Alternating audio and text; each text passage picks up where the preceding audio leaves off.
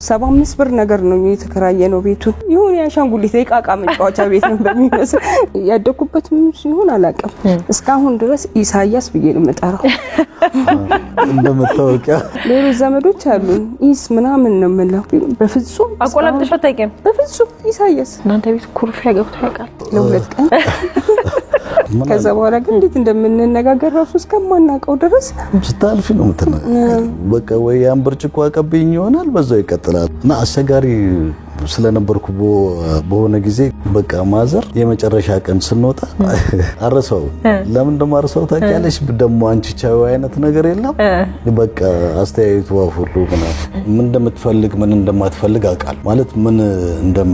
እንደማትፈልግ ካወቅሽ ማትፈልገው ነገር አለ ማድረግ ነው የምትፈልገው ነገር ደግሞ ማድረግ ነው እንዲህ ችግርን ጥቅብቅ አርገን አንይዝም ራሳችን እንኳን የሚያጋጭ ነገር ምናምን ከሆነ ከኛ ውጭ ማንንም ሰው የሚያውቅ የለም ሁሉም ነገር አልጋ ባልጋ አይደለም